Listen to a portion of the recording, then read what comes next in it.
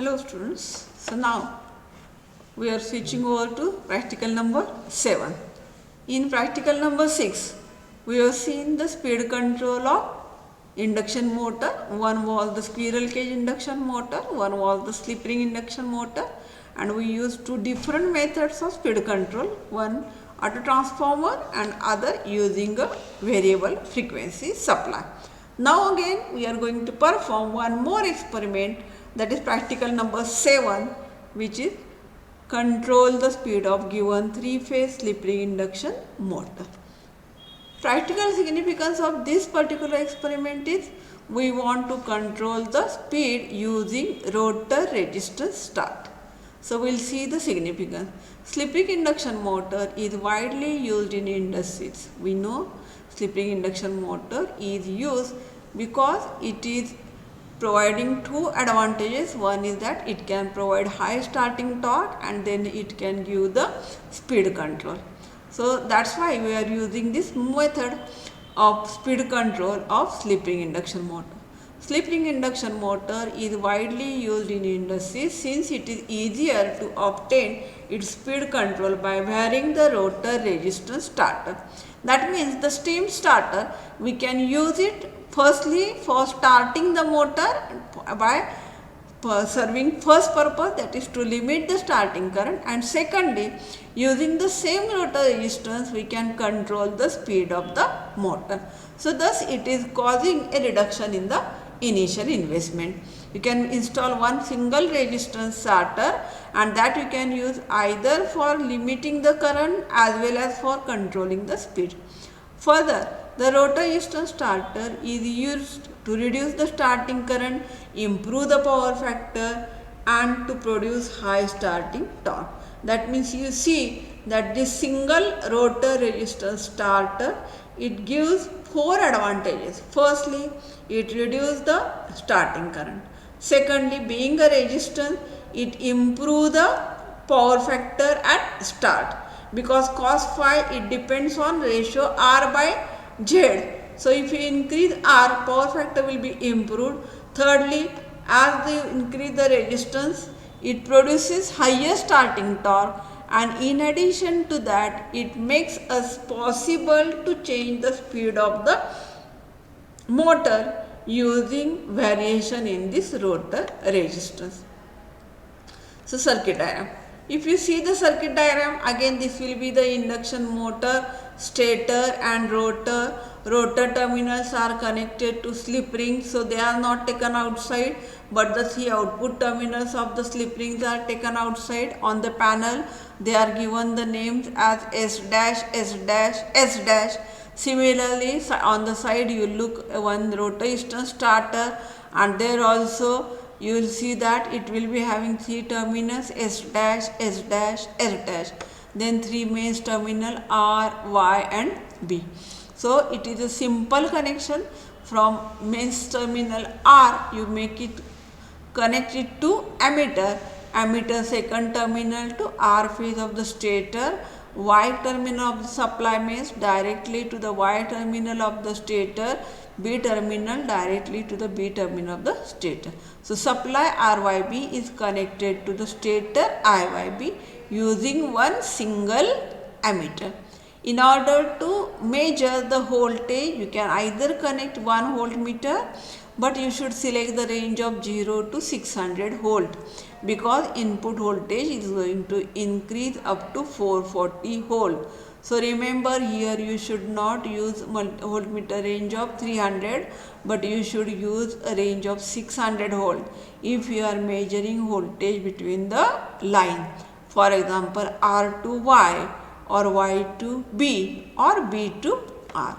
If you are going to measure the phase voltage, that is between R and N, N stands for neutral, then you can use the range of 0 to 300. Ammeter range we are making use, it is of 0 to 5 ampere, and you will need one tachometer. You will need one tachometer to measure the speed. So when you are taking the reading, this voltage we are not going to change. You will keep it constant. You will just note down the current, value of the rotor resistance used and the speed. So the resources required will be naturally first thing the motor setup on which you want to control the speed. So 3-phase slip ring induction motor, then rotor resistance starter, then voltmeter, ammeter and tachometer. Voltmeter, ammeter and tachometer. What are the precautions? When you want to start the machine, before starting the machine, every time you should be very careful that never make the switch on till the time some competent staff or authority has checked the connection. So do not switch on the supply without the connections checked thoroughly by the competent staff. So your teacher or your lab staff or technical staff, they should check the connection, then only you can put on the supply. Then just like in the previous experiment, for every experiment you have to take this care. Do not touch or do not make any connection or do not change or alter any connection when the circuit is live. Third, before starting the machine, ensure that the rotor resistance is kept initially at 100% resistance position. So resistance of the rotor should be at 100%, means maximum resistance will be used. Then the procedure. Procedure is same. Connect the circuit as shown in the circuit diagram. I already told supply R, supply Y and supply B. So main 3 terminal, you will take 3 wires out from the 3 terminal. For R phase you want to connect the ammeter. So from R phase of the supply connected to the ammeter common terminal, then its range terminal will be connected to the stator R terminal. Y to Y direct connection, B to B direct connection. Similarly, on the rotor side, 3 slipping terminals S dash, S dash, S dash will be connected to the 3 stator terminals, starter terminals S dash, S dash, S dash. Once you make the connections and get it checked, switch on the supply and increase the input voltage to the stator winding up to its rated value. So you may be having provision of auto transformer. Using that auto transformer, you check that the mains voltage is up to the rated value, then measure the speed. Before that we have kept the resistance of the rotor to 100% value. Now measure the speed, also note down the current and you also note down the voltage. Afterwards voltage is not going to change, so we are not going to note down the voltage, but every time we will keep watch on the current and the speed with the variation in the resistance.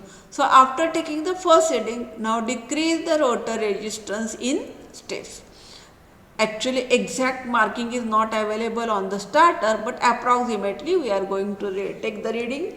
First, for maximum value we will consider it as 100%, then 75%, adjust it to 75%, go on the back side, note down the speed of the motor using the tachometer.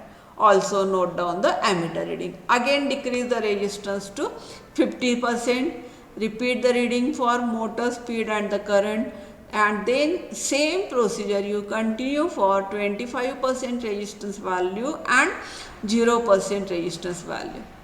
So you have to decrease the rotor resistance in steps and note down the corresponding value of the speed using the tachometer. Our tachometer is a non-contact type of tachometer, so you have to just focus the tachometer so that its display will show the reading in digital form. Once you take down the reading, then again here also we do not need to do any calculation, just draw the graph of rotor resistance versus the speed. On x axis you have to take down the resistance and on y axis you have to take the speed. So observations, as I told, first you have to adjust the voltage to the rated voltage, note down the reading, then resistance 100%, measure the speed, measure the current and go on decreasing the resistance in steps like 100%, 75%, 50%, 25%, 0%. Every time note down the speed and the stator current. So you will take 5 readings. When all the readings are noted down, after that draw the graph. In the graph what you have to do, take rotor resistance in percentage on x axis, means Your marking will be 0%, 25%, 50%, 75% and 100%, and on the y-axis you have to take the speed. For speed, as the value of the speed is more, you can shift the origin, means instead of taking the speed marking from 0 rpm, you can take it from start from suppose 1000 rpm, and then you can take 1050, 1100, 1150, like that up to 1500 rpm, and then you draw the graph which will be showing you variation in the resistance and the speed. So again, from the graph you have to write down the result. So what you have to observe? Whether there is increase or decrease in the speed with the change in the resistance, and you have to also observe what is the variation of the current, whether it is constant or changing. And once you write down the result, from the result, in your own words you will have to write down the interpretation of the result and conclusion. So this is about the experiment, speed control of induction motor using rotor resistance start. Same experiment afterwards we will perform in the lab. We will note down the readings, and once you write down the reading, after that complete the graph, and from the graph you have to write down the result, then interpretation of result and the conclusion. Thus from experiment 6 and 7 you can study all the methods of speed control of squirrel cage induction motor and slip ring induction motor. Okay, so we stop here and then we will go for the practical performance.